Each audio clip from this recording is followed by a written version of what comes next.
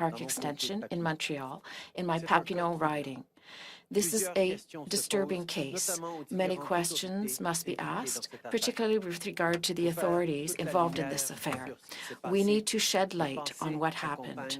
My thoughts are with Mr. Camara as well as with the injured police officer. In the last weeks, we've seen that the number of new cases across the country has continued to drop. This is good news, but we can't let down our guard. There's still much work to be done with new variants across the world that we're now seeing here in Canada. We must do everything we can to protect ourselves and to protect our neighbors and friends, but there's still work to be done.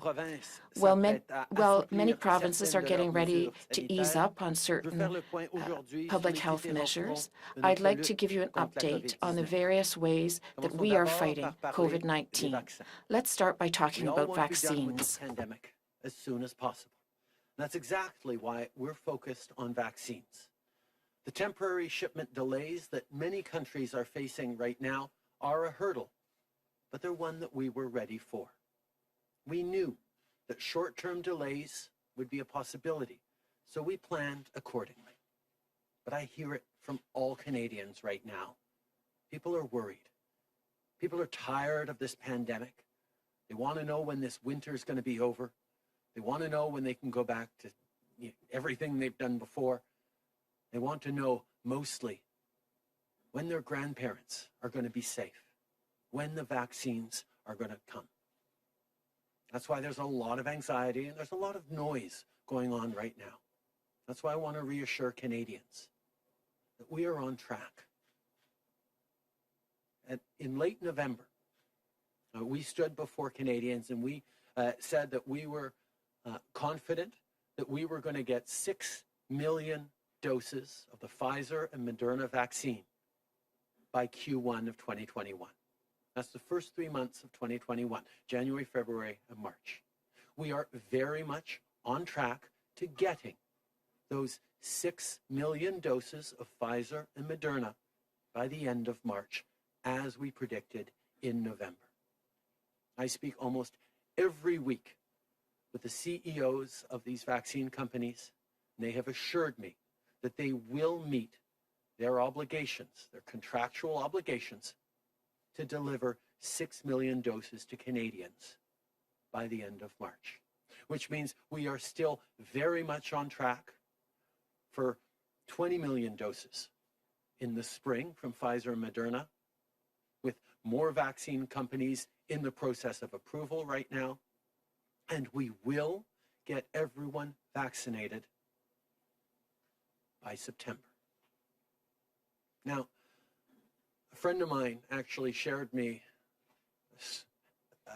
the story of how they felt a few days ago when their elderly parents in a long-term care home here in Ottawa got their second dose of the vaccine.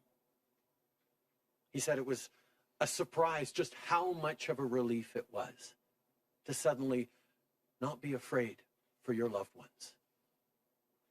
That's a feeling that thousands upon thousands of Canadians are getting right across the country, but we need to get to millions. I know how tired we all are. I know how anxious we are to see our loved ones safe, to see life returning to normal. We feel it too.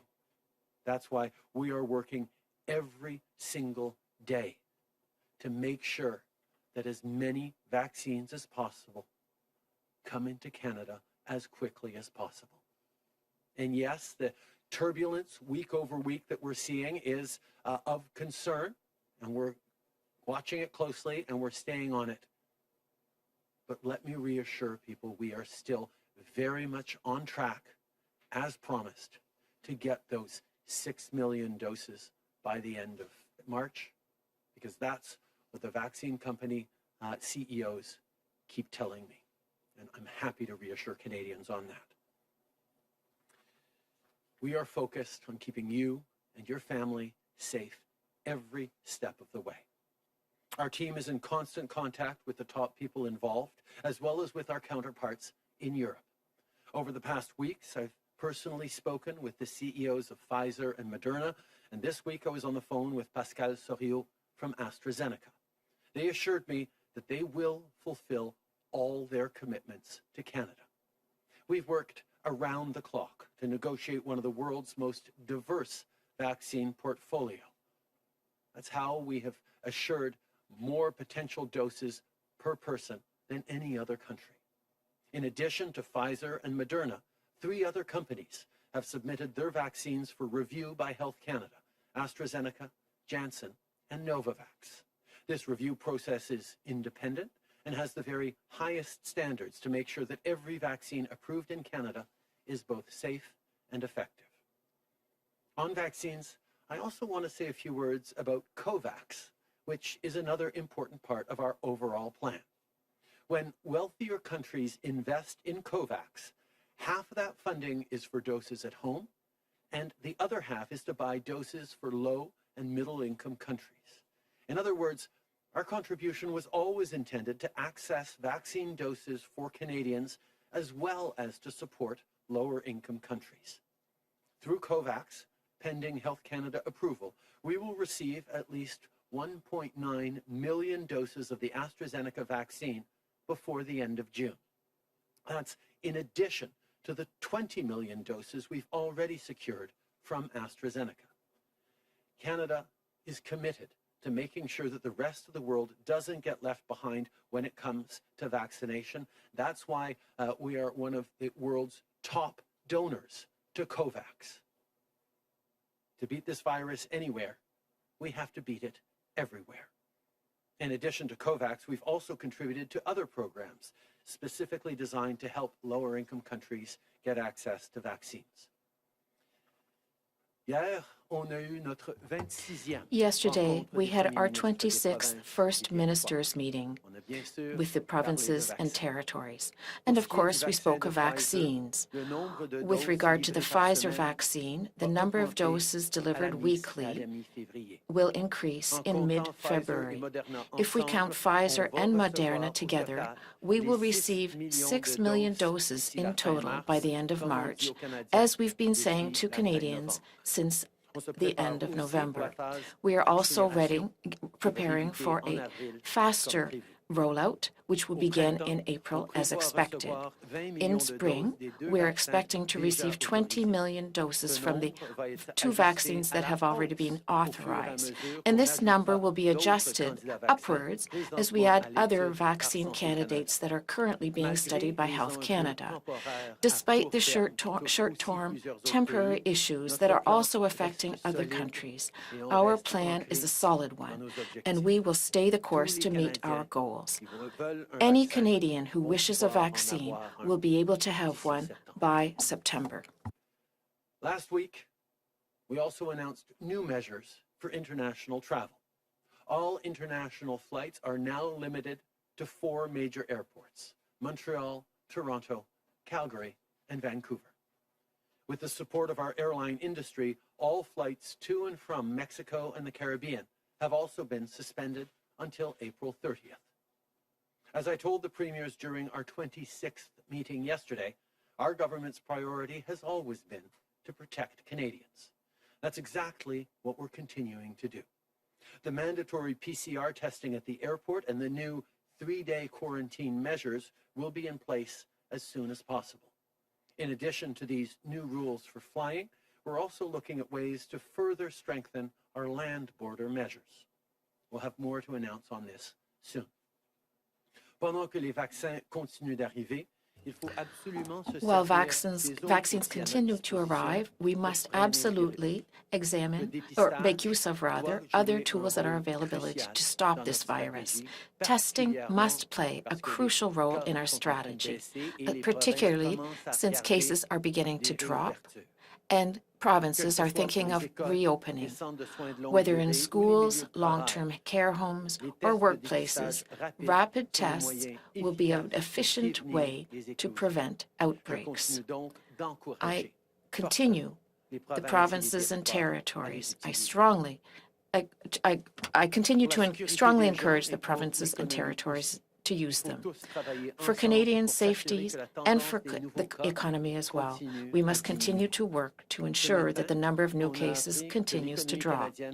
This morning, we learned that the Canadian economy lost 213,000 jobs in January, mainly part-time jobs in the retail sales sector. Since the beginning of this pandemic, our government has acted quickly to directly support Canadians, workers, and small businesses through programs such as wage subsidies, commercial rent support, or changes we made to the employment insurance regime. We are not letting you down. If you would like to know about the support, you can go to the site canada.ca coronavirus for more information on our different support measures. We will continue to be there for you. If you've lost your job, we're thinking of you, but we have means to help you. We are working tirelessly to provide vaccines as soon as possible. We know that spring is on its way and things will improve. In the meantime, we are here for you. No matter where you live, our focus is on keeping you and your community safe. On that note, today, I can announce that we have approved a request for federal assistance for Pongassi First Nation in northern Manitoba. The Canadian Armed Forces will begin deployment as soon as possible.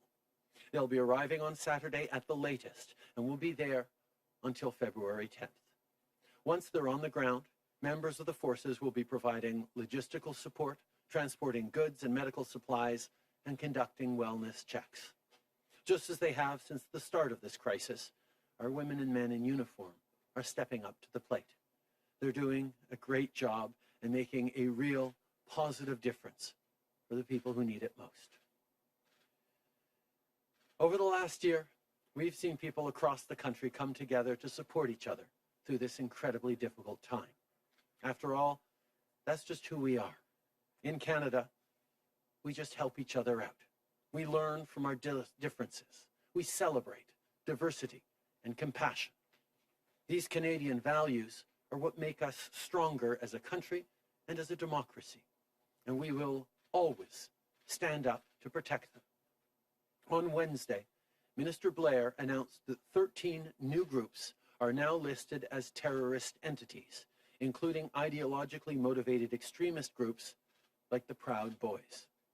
These decisions were made after thorough information gathering by Canada's security and intelligence officials, often over months and years. To be listed, a group must meet a high legal threshold. The listing can then help stop their dangerous activities and facilitate criminal investigations and prosecutions.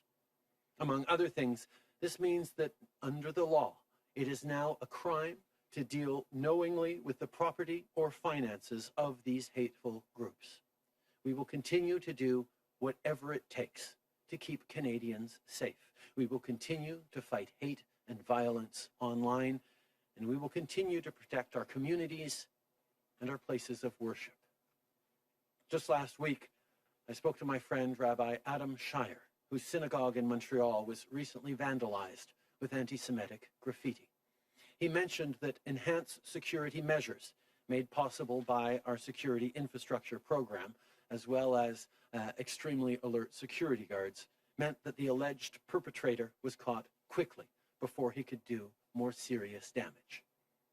Violent extremism has no place in our country. We will always stand up to groups and individuals who use violence to target our fellow Canadians or to attack our democratic systems. I want to wrap up today by returning to the question of our fight against COVID-19 and specifically vaccines. I know that there is a tremendous amount of anxiety, so let me repeat something. Our plan is working. I want to reassure everyone watching us from home. I know that you are impatiently waiting that everything be over with as quickly as possible. I know that you're impatiently waiting your vaccine, and I know that you are awaiting the vaccine for your grandparents in particular. We are working tirelessly every day to get through this together. Since the very beginning, we've been here for Canadians, whether it comes to support for workers, for families, or for businesses, whether it comes to border measures, or just being there to help provinces and territories, the people in long-term care homes. We will be there for you, and we will be there with vaccines. We have negotiated for more contracts and more doses than almost any other country, and we are delivering on this plan. As I said in the month of November, we announced that in the first quarter of 2021, we would be receiving 6 million doses of Pfizer and Moderna vaccines. I speak regularly with these two companies. They have reassured us and promised us that they will deliver these 6 million vaccines by the end of next month.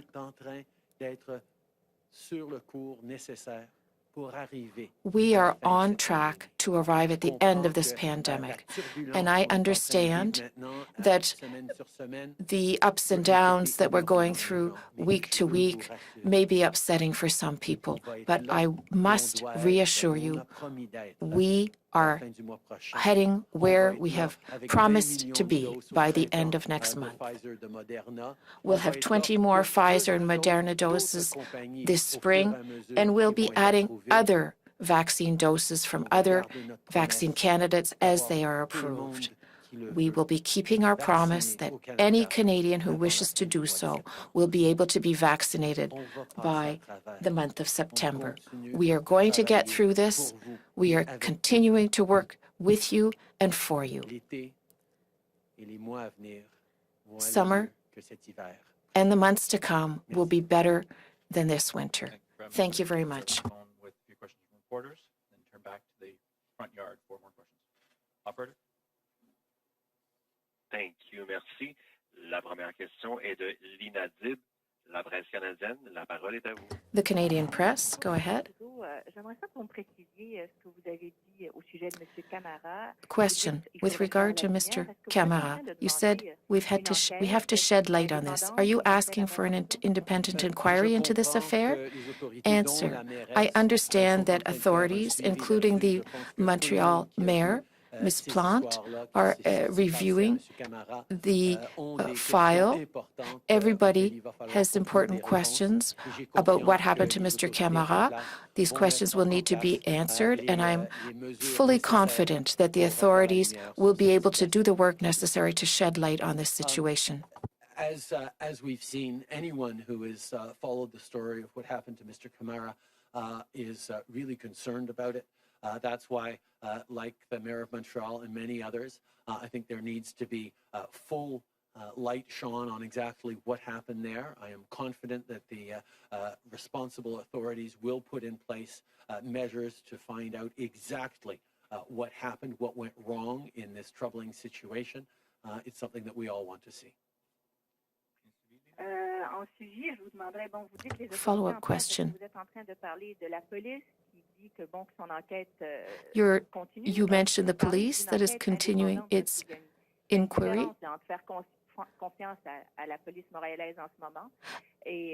What about an independent inquiry?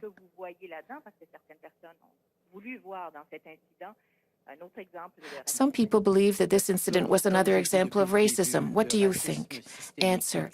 As I've said since the very beginning, this systemic racism exists in all our institutions. And when we're talking about our police forces in particular, that it is extremely important to ensure that citizens can trust the police.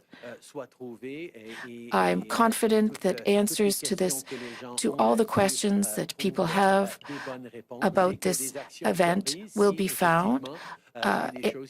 Actions will need to be taken if there was anything done that should not have been done or not done properly. I am the MP for the riding involved where this incident took place, and as the Member of Parliament and as a Canadian, I want to have answers. And The processes are in place to provide us with answers. But I think everyone in a place of authority is very convinced that we must have answers to be able to reassure citizens so that they continue to trust and have confidence in our institutions. It's extremely important to recognize that systemic racism, systemic discrimination exists in all our institutions. And when it comes to police services, for example, that's something that really requires a level of confidence by ordinary citizens in the integrity, in the processes, in the work being done by those institutions to counter systemic discrimination. And that's why when we call for answers as citizens, as the local MP, as I am, as Canadians, we need to be confident that those answers are going to be given clearly and based on facts.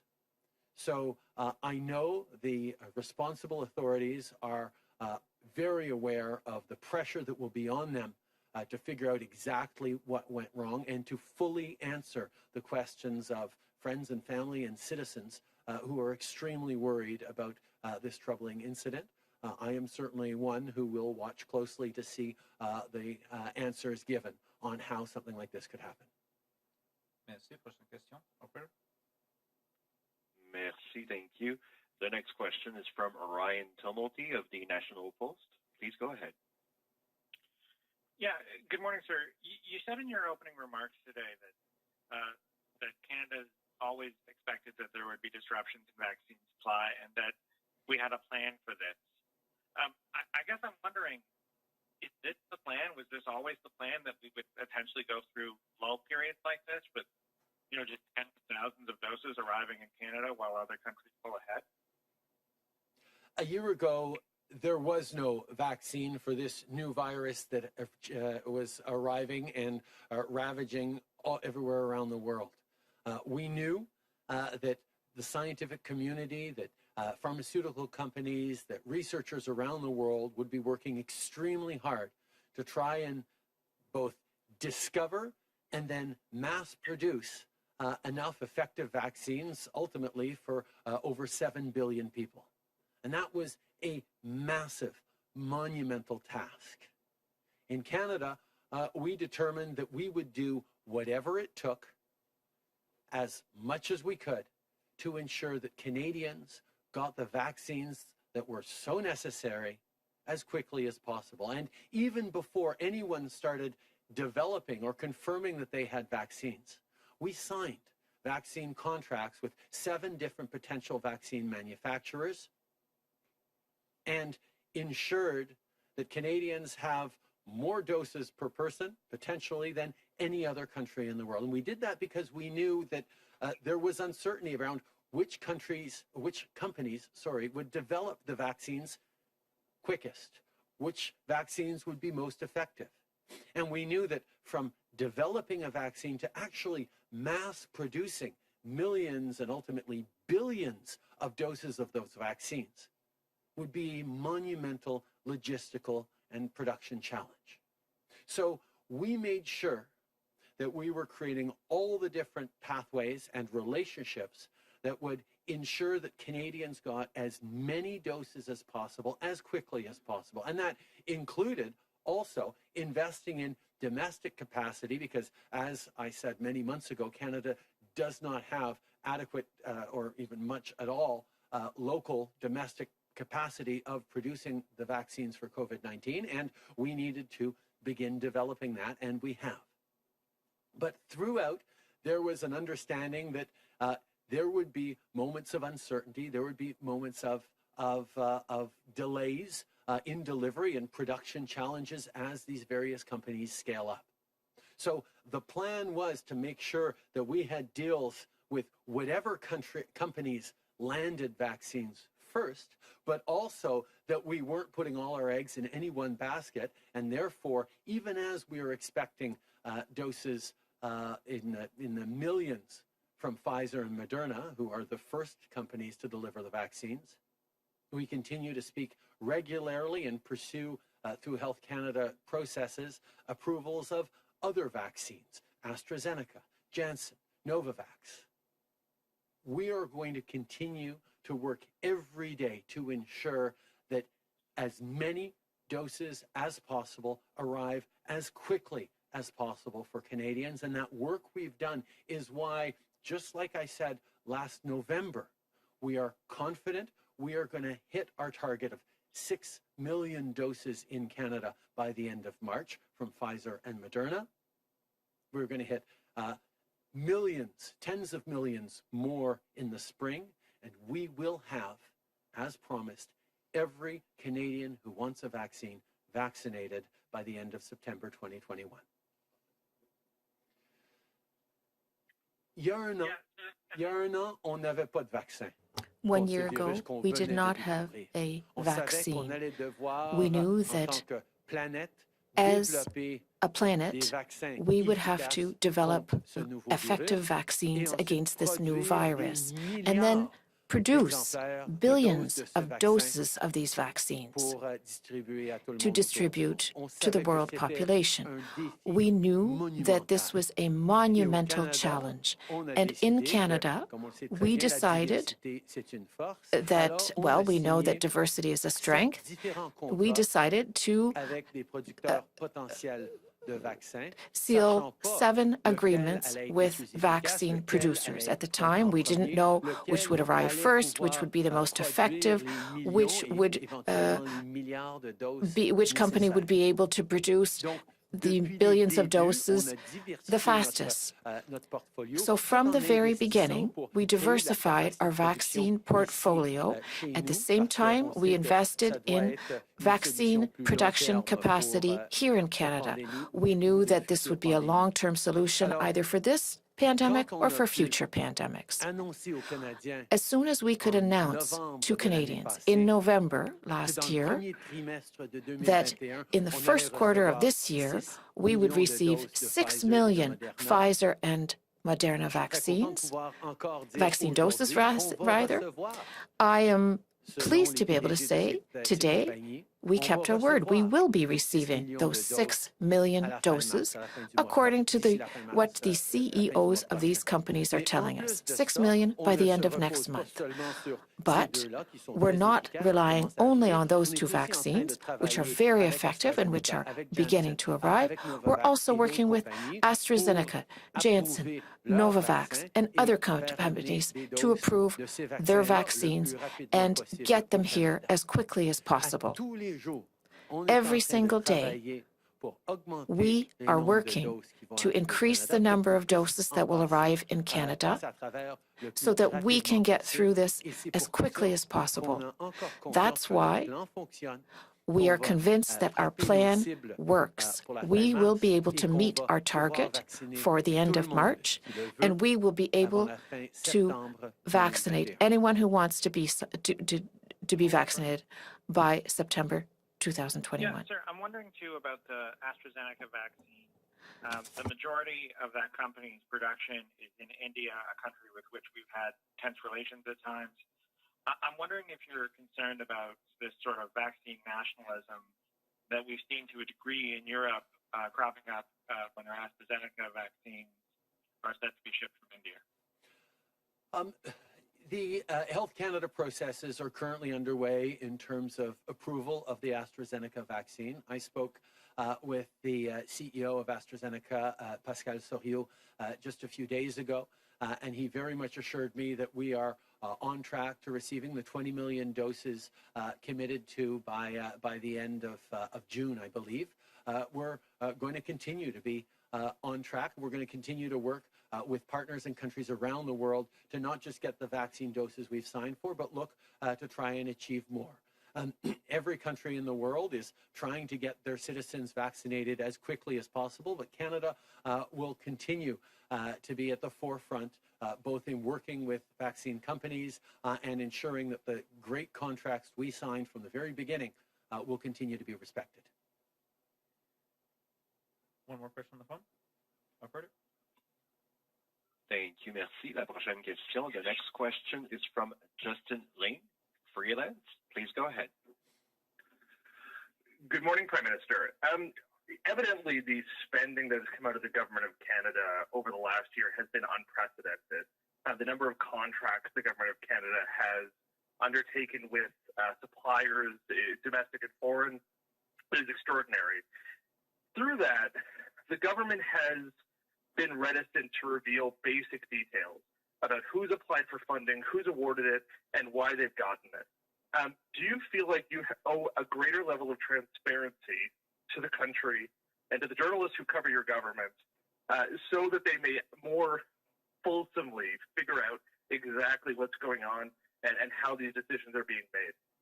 My first priority, Justin, is and always will be keeping Canadians safe and healthy and getting through this pandemic by any means possible. That's been our focus from the very, very beginning. That's why we made the commitment to be there for Canadians, whatever it took, however long it takes, and we'll continue to do that. We've reached out to boost domestic production of PPE and scientific solutions, treatments, and vaccines. We've reached out to countries around the world to ensure that we're getting the supplies we need to get through this. We're continuing and continually looking to make sure we're doing everything we can to get Canadians through this. Now, part of getting through this well is maintaining Canadians' confidence in their institutions, confidence in their government's ability to continue to deliver for them while we're asking them to do difficult things like sacrificing their weekends and their family times and their birthdays by staying at home. But that reassurance of Canadians that we are doing everything necessary to keep them safe is at the heart of what this government is focused on. And therefore, transparency as a measure of boosting confidence continues to be extremely important for this government. But every step of the way, we're always trying to focus first and foremost on delivering for Canadians right now while we're in this pandemic. Follow-up, Justin? Right. So, but your government has still refused to reveal details or waive confidentiality, even around some of the domestic funding decisions.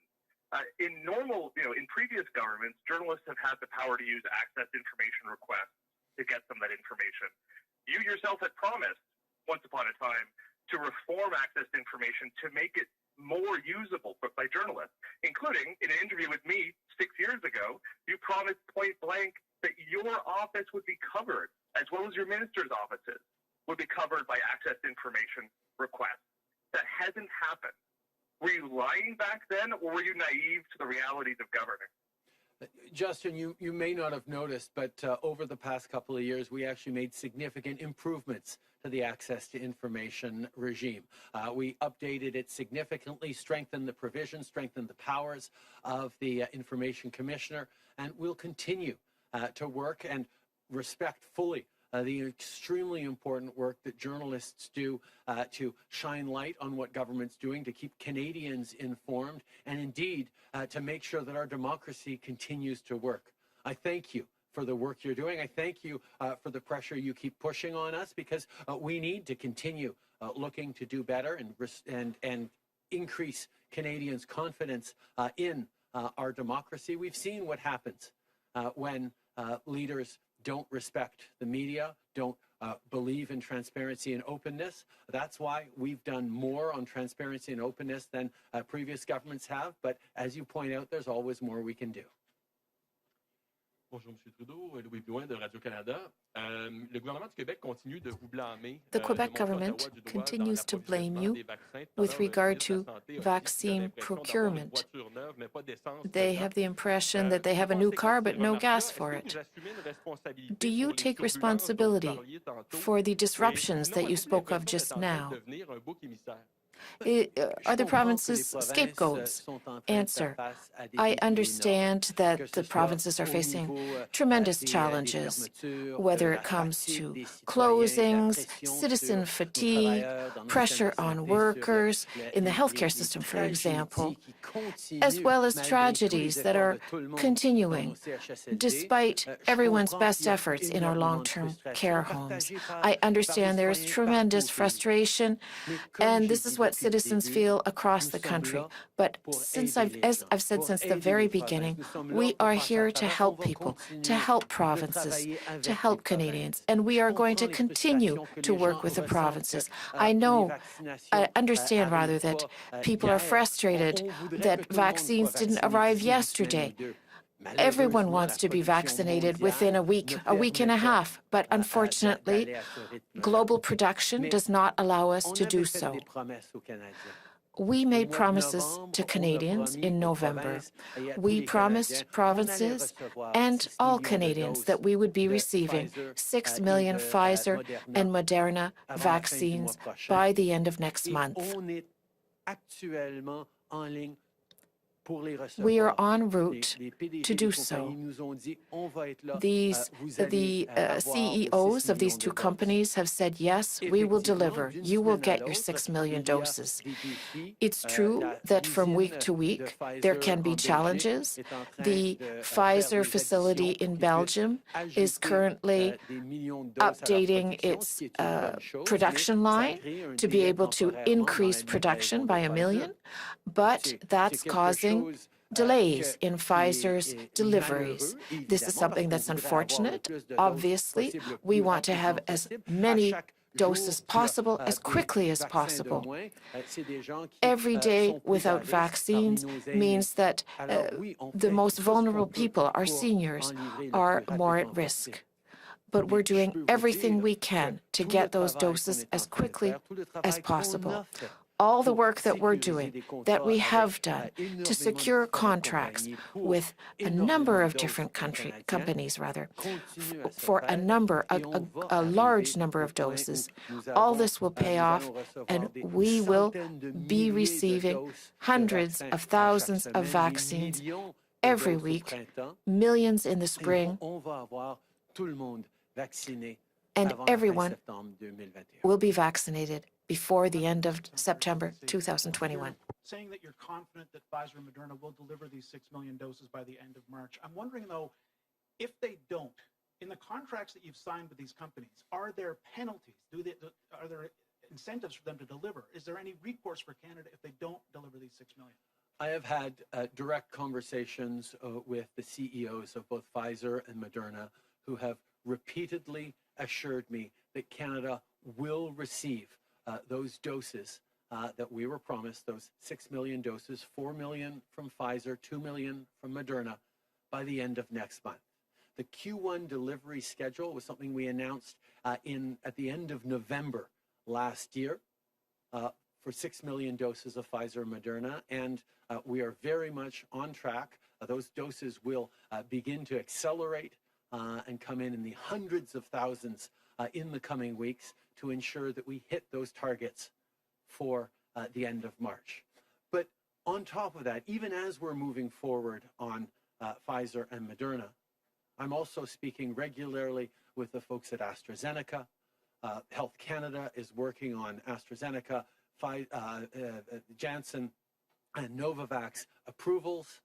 We're working to procure different vaccines to come into Canada as quickly as possible, including through the COVAX facility, which Canada was one of the leaders of and one of the early adopters of and one of the largest investors in, to ensure that we were doing and continue to do everything we can to keep having Canadians' backs. I mean, that's the promise I made to Canadians many, many months ago, standing here in our very first press conferences. We would be there to support Canadians.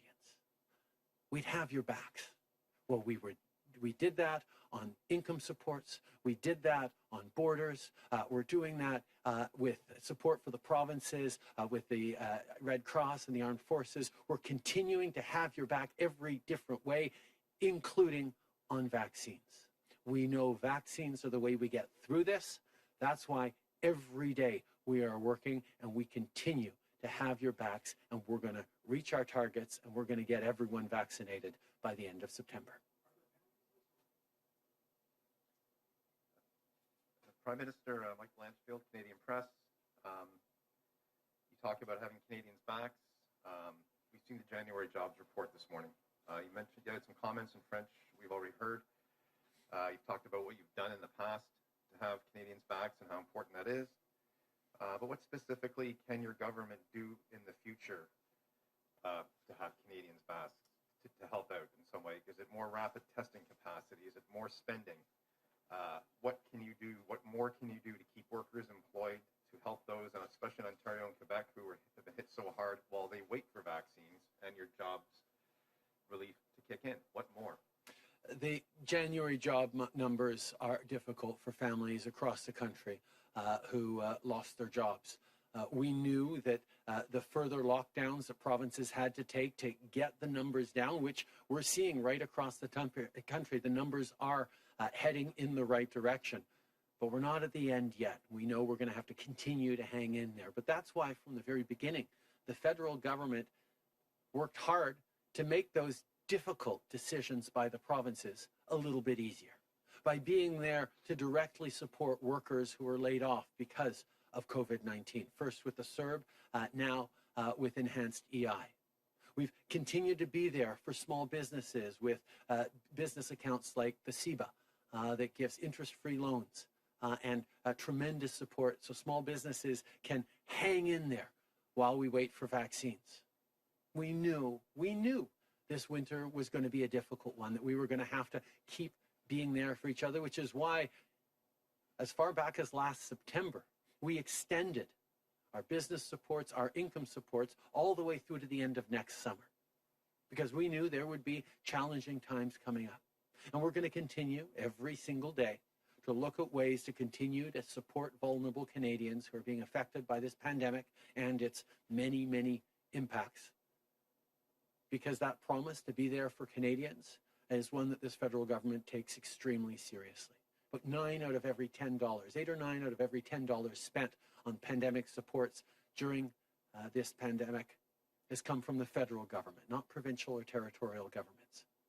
We are there to support Canadians, and we will continue to be until we get through this, with income supports, with vaccines, with health measures, with the supports that people need. Prime Minister Michael Couture with Global National. Since last we spoke to you, Global News has reported on very serious allegations of inappropriate behavior by former Chief of Defense Staff Jonathan Vance towards female subordinates. And I wanted to know, what do you make of those allegations? First of all, obviously, the new Chief of Defense Staff, Art MacDonald, has announced there will be a review into this specific situation. But I can say that from the very beginning, this government has made it very, very clear that everyone in this country, particularly working for the government, particularly working for the Canadian Armed Forces, deserves a safe and secure work environment free from any harassment.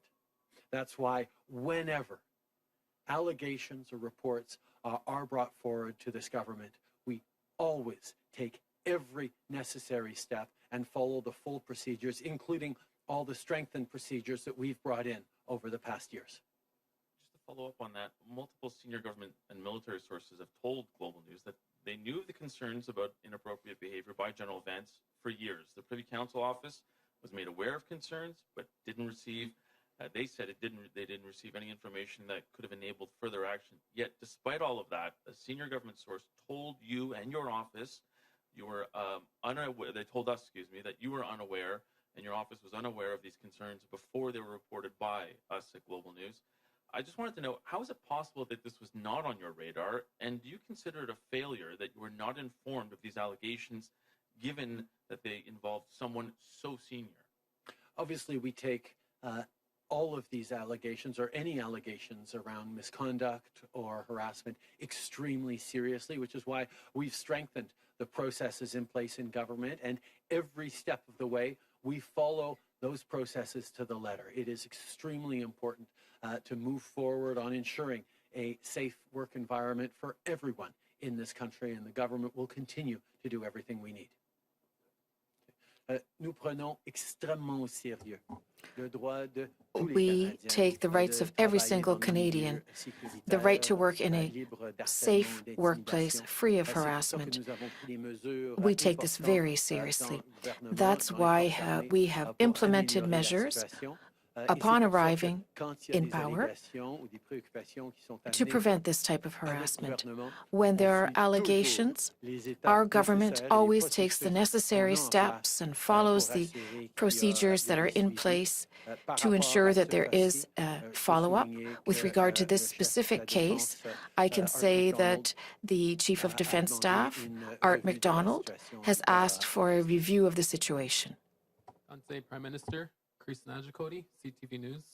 Yesterday, the Parliamentary Secretary to the Procurement Minister said that Canada took the second best option by buying vaccines from countries abroad instead of making vaccines domestically.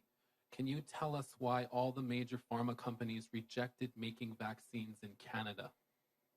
I think we all understood that the need to get vaccines to get through this had to be the absolute priority for all Canadians and for our government. That's what we focused on. That's why we signed more deals with more different companies than just about any other country for more doses for Canadians than any other country. Now, at the same time as we were signing deals internationally, we also made investments to stand up domestic capacity, similar to what we did with PPE. But obviously, the lack of pharmaceutical production capacity in Canada is something that takes a little longer to rectify. And that's why we made investments as of last summer in production facilities in Canada. But ultimately, Canadians expect to get effective vaccines as quickly as possible, and that's why we cast our net extremely wide with both international contracts and domestic investments. I know everyone is looking forward to getting those vaccines into their arms as quickly as possible, and more precisely into the arms of their loved ones, particularly elderly Canadians. That's what we remain focused on. From the beginning, we said we'd have Canadians' backs. That's exactly what we're doing on vaccines, on income supports, on the borders, on support for the provinces, on everything that we're doing. We're going to get through this together. We're working every day to get more vaccines to Canada, and we're very much on track to those 6 million doses by the end of next month that we committed to last year, and to having everyone vaccinated by September.